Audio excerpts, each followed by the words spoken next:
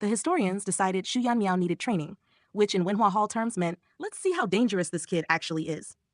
A senior compiler smiled kindly. Shu Lang, record this. The emperor had a wild horse, 3 years, untamable. A general tamed it in 100 days by depriving it of water. How do you write it? Shu Yanmiao dipped his brush like a model student. The emperor acquired a wild horse, but it could not be ridden for 3 years. A general tamed it within 100 days by thirst, thus relieving the emperor's worries. The compiler's eyes shone. Yes, concise, efficient. You understand the soul of history. Shu Yanmiao beamed. Thank you, sir. The compiler blinked. Why are you thanking me? Because I thought I was just decorative. The room went quiet. Decorative? This boy? The chief compiler slowly slid a revised line over. A general tamed the horse by thirst, alleviating the emperor's troubles. Shu Yanmiao's eyes sparkled. He got it.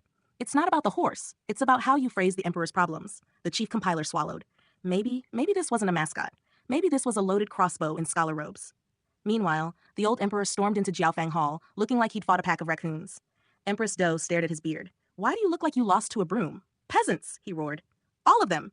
Apparently, when he assigned Shu Yanmiao to compile the official history, the ministers reacted as if he'd personally dug up their ancestral graves. They grabbed my sleeves, tugged my beard. One nearly hung himself in front of me. Empress Doe blinked slowly. You didn't threaten to destroy their ancestral tombs, did you? Less than that. Silence. You did. He coughed. Slightly. She burst out laughing. You're not on my side. He protested. Wulong, you sent a 19-year-old with divine gossip powers to write history. What did you expect? Applause? The emperor puffed up. He needs discipline. He sleeps till noon on his days off.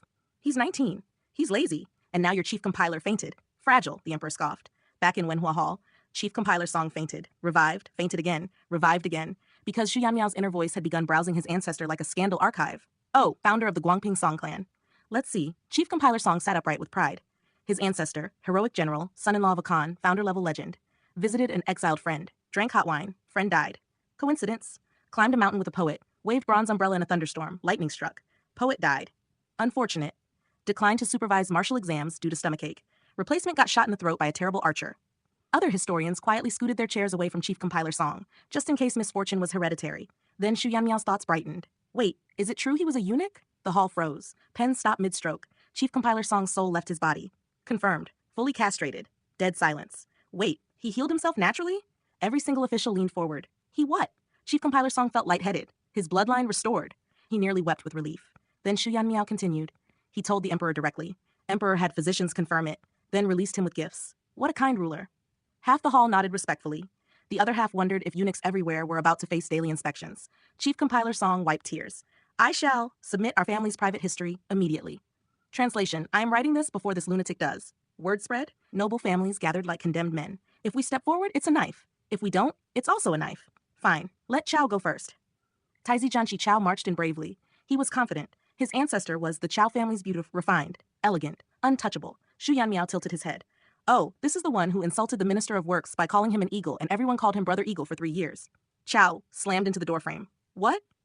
And then he told a Hanlon scholar, since we cannot stand on the same side, I must hurt you again and again. The scholar cried and ran out. The historian in the corner began writing furiously. Don't you dare, Chao whispered. The historian turned his back and wrote harder. Chao stared into the void. Beautiful jade, he murmured faintly. More like weaponized sarcasm. Peng family next. Elegant lineage, orchid fragrance, scholarly aura. Shu Yanmiao flipped pages in his mind. Started as a spoiled heir, then a catastrophic event changed him.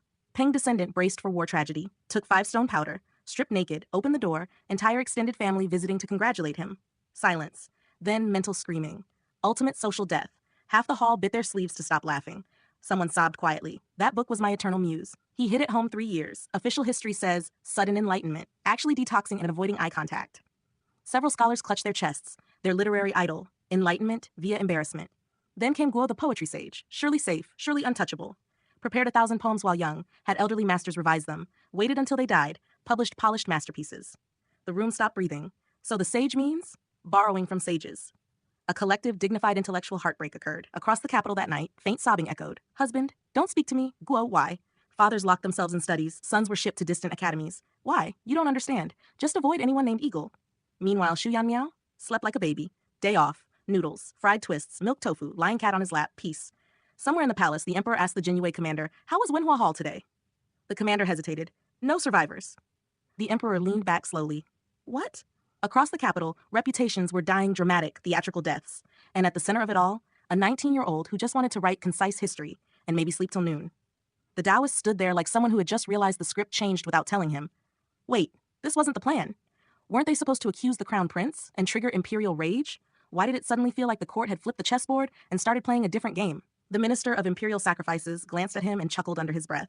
Surprised? Attacking the crown prince? That's politics. Dragging in bays and divine omens? That's religion, incense money, celestial drama, and possibly lightning bolts. Politics is manageable. Heaven? Messy. Meanwhile, Shu Yanmiao's inner voice kicked in. Hiss, the emperor's reaction is weird. Could there be a secret illegitimate son somewhere? Hidden prince trope? First love? The minister of imperial sacrifices. He peeked at the emperor. Sometimes a bone spur just grows inward. The emperor abruptly shifted the battlefield. So, he said lazily, leaning on his hand, you claim the crown prince is a demon? That he angered heaven? That hens turning into roosters is his fault? He smiled thinly. Go on. He's out on official duties. Perfect time to slander him. Speak freely. The Taoist stiffened. Princess Xiangyang did not. You charlatan, she snapped, stepping forward. The Taoist nearly short-circuited. There's a woman. In court. Princess Xiangyang's voice rang clear. Between the 20th and 25th years, Jianghuai suffered 6 years of drought. Who stayed up night after night overseeing relief? Who visited 18 disaster zones in 3 months? Shu Yanmiao's thoughts chimed in like a backup singer. Yes, and he built reservoirs. 4 in Taihang, 10 in eastern Hebei, 19 canals in Sichuan, thousands of ponds. Princess Xiangyang smoothly inserted every single detail into her speech, as if she had rehearsed it for weeks. The Taoist tried to interrupt. She steamrolled him. And agricultural output increased. Ministers blinked. Wait, the crown prince actually did work? They thought he just existed. Somewhere in Yangzhou, the crown prince sneezed. He waved off his aide. I'm not cold. My father is plotting something. Back in court, the Taoist, cornered, gritted his teeth. Exactly. The hen turning into a rooster proves it. It's pretense. He's pretending to be virtuous to secure the throne. Once crowned, he'll reveal his tyranny. Shu Yanmiao internally exploded. Nonsense. Hens turn into roosters if you can find them together long enough. That's biology. The court froze. Wait, what? Lock 2 hens together for a year, 1 changes. Same with roosters. I could make 1,000,000 roosters. Several ministers suddenly wondered if this applied to humans. The emperor's eyes sparkled. Oh no, he quietly signaled the Jinyue. Act as the situation demands, which roughly translated to, find 2 men and 2 women and test this theory. National population strategy unlocked. Thankfully, Shu Yanmiao had no idea. Then his thoughts shifted. Also, doesn't this Taoist know Prince Fu already fell from grace? The emperor's ears twitched. A Jinyue suddenly stepped forward. Your Majesty, investigation confirms this Taoist, real name Yang Chao, is a remnant of Prince Fu's faction. The Taoist's soul left his body. How? Also, the Jinyue continued smoothly, he intended to weaken the crown prince to clear the path for Prince Fu. The court hummed. Shu Yanmiao kept thinking. Oh wow, Prince Fu really tried it. The emperor pretended the Jinyue were omniscient. They were not. Then the Taoist panicked. If I fall, I drag others with me. Prince Jin and Prince Jibei conspired too. Silence detonated. Prince Jin, the emperor's favorite younger brother? The hall turned icy. Shu Yanmiao made a face. Ah, so Prince Jin really was involved. Collective inhale. The emperor went very still. Summon Prince Jin. Moments later, Prince Jin rolled in on his wheelchair, smiling gently. Imperial brother, I've never meddled in state affairs. The emperor grabbed a stick. Thud. Of all things to covet, you covet my throne? Thud. You teamed up with Jibei? Are you stupid or is he? Thud. You think he wouldn't kill you after killing me? Prince Jin screamed. Shu Yanmiao turned his head away politely. Wow, still strong at his age? Lian Hang nearly collapsed. Shu Lang, please, not now. The emperor roared. Mother told me to care for you. I gave you Jin. My own son didn't get that title. Thud. Prince Jin gasped. I severed ties when my wife got pregnant. Attempted murder doesn't stop being murder because you hesitated. The emperor's jaw tightened. Then Shu Yanmiao's thoughts drifted again. Wait, his wife is innocent. And the twins? Sending them to Guizhou? They won't survive. Prince Jin desperately pleaded for mercy for his wife. The emperor coldly replied, How do I trust she won't resent us? Silence. Then the emperor turned slowly. It seems your wife has gained favor from a certain noble benefactor. Everyone blinked. Who? Shu Yanmiao whispered to Lian Hang. Who could possibly change his majesty's mind? Lian Hang stared at him. Indeed, who? A Jinyue approached. Shu Lang. His Majesty summons you. Shu Yanmiao froze. Inside the throne room, the emperor leaned back lazily. I'm in a terrible mood. Say something interesting. Shu Yanmiao blinked. Does the paragon of filial piety living in a tomb count? The emperor squinted. Go on. He drank wine, ate meat, had 5 children in the tomb. Silence. Then, the emperor burst out laughing. Deep, uncontrollable laughter. I feel much better. Prince Jin stared. This is the benefactor? Later, Prince Jin secretly handed Shu Yanmiao his entire intelligence network as thanks. Shu Yanmiao nearly fainted. Are you trying to get me killed? The emperor would never allow this.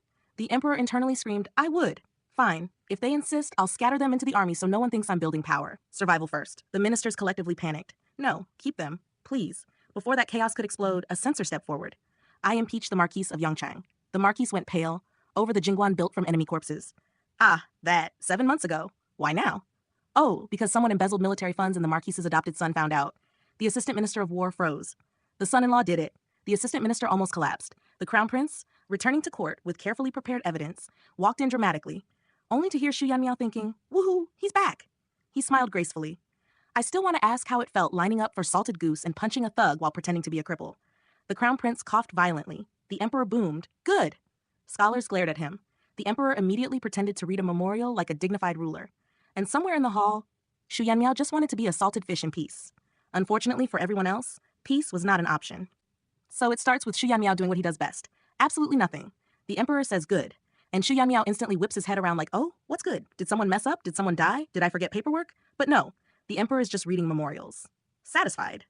Meanwhile, Shu Yanmiao's brain goes, oh nice, if he's in a good mood I can power down. He lowers his gaze, looks solemn, responsible, 5th rank official, mature, dignified. Inside? Yes, nap time. The emperor, without looking up, somehow radiates, don't you dare. Good night, wait, good morning. Emperor, mentally, I am still working, you are not hibernating. Court continues. Embezzled military supplies, executions, sentencing, heavy stuff. Shu Yanmiao's thoughts drift like a lazy cloud. This has nothing to do with the Ministry of Personnel, therefore, nothing to do with me.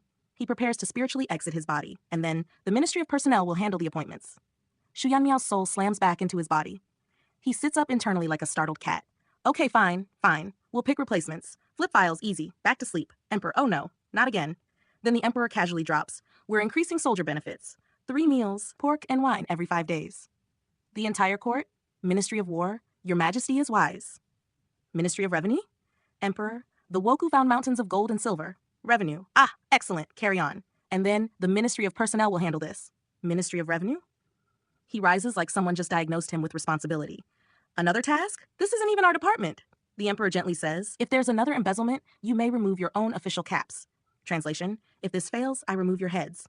Everyone kneels. Shu Yanmiao kneels too, thinking, honestly, being emperor is exhausting. The emperor side-eyes him. Yes, it is, which is why you will now suffer with me. Then the crown prince steps out, collegant, surprisingly useful. Father, soldiers don't just need pay, they need comfort. Mung bean soup in summer, charcoal in winter. Clothes for all 4 seasons.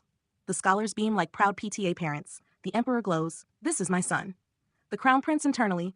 Please don't make me too popular. Please don't dethrone me. The emperor subtly signals the Jinyue commander. Commander nods. Message received, spread the word. Make sure every soldier knows this was the crown prince's idea. Political marketing level. Imperial. 70 to 80 suggestions fly around. Most are ridiculous. Let soldiers buy their own ammunition. Let them repair their own saddles. The emperor fumes later to Empress Do. Are these officials undercover agents from the previous dynasty? Then he adds proudly, Shu Yanmiao had a good idea. Empress Do raises a brow. He suggested retired veterans supervise compensation. Direct stake. No one dares steal from widows when old soldiers are watching. Empress Do nods, impressed. Meanwhile, where's Shu Yanmiao? Not contemplating governance. He's at home, eating shredded tofu. The crown prince is practically vibrating with excitement. This tofu? From Yangzhou. The chef can slice 36 strands from one sheet. Shu Yanmiao watches the man surgically dissect tofu like it's statecraft. Soup bubbles, ham, bamboo shoots, silverfish, egg crepe, chicken strips, 8 flavors. Shu Yanmiao inhales a full bowl in seconds. The crown prince sips tea like he's in a painting. Shu Yanmiao thinks, tea tastes like regret. The prince smirks. Huh? Why is he smiling? Then Shu Yanmiao's brain casually detonates. Oh, he still doesn't know his father is spreading his achievements across the north. The crown prince freezes. Chopsticks crack. Wood splinter plops into soup. Why are you staring at me? He snaps. You were smiling so brightly. The prince immediately traps a mosquito midair, focused on that. Deflection level, master? But then, he leans closer. My father is scheming. I must retaliate. Shu Yanmiao internally. You need to pretend to be useless? Sir, no effort required. I want him to think I'm extravagant, hedonistic, unfit. And you will help. Shu Yanmiao hesitates. Corruption is dangerous. But then, I'll supply your cat's dried fish, grooming tools, soap, everything. Pause. Shu Yanmiao looks at his fluffy lion cat. The prince whispers, I swear I won't betray you. Shu Yanmiao sighs. This is how officials fall. A month passes. The crown prince waits eagerly. Finally, message arrives. It's ready. Longman Mountain. He drags the emperor up a freezing mountain in November. Ministers wheeze behind them like malfunctioning accordions. The emperor twists his jade ring. Explain. The prince beams. A treasure for you, father. Cloth is pulled away, and everyone goes silent. It's a small house, covered, in gems. Pearl-like beads covering walls, black lotus base, massive red translucent roof, colorful pearls hanging from the eaves. The Minister of Right stutters. Is that blood jade? Prime Minister calculates mentally. 10 billion, minimum. The emperor's aura turns murderous. The crown prince stares. This is not subtle extravagance. This is I looted 3 kingdoms. His leg twitches. He only has one good leg left. Father, misunderstanding. The emperor grabs a tree branch. Uncle, stop him! Ah! Meanwhile, at the foot of the mountain, Shu Yanmiao shields his eyes and smiles proudly. Mission accomplished. What nobody knows. It's all fake. Burned chicken and duck bones for a month. Handmade charioter pearls. Fed mice quartz sand and fired the results in a kiln. 7 giant dragon pearls. 0 actual fortune spent. He sighs contentedly. I even wanted to make it glow. Pity I couldn't find radium. Up on the mountain, the crown prince screams. Down below, Shu Yamiao nods to himself. Perfect execution. And that is how you fake 10 billion in jewels, provoke the emperor, risk a royal egg, weaponize tofu, manipulate soldier morale, and still find time to nap. Priorities.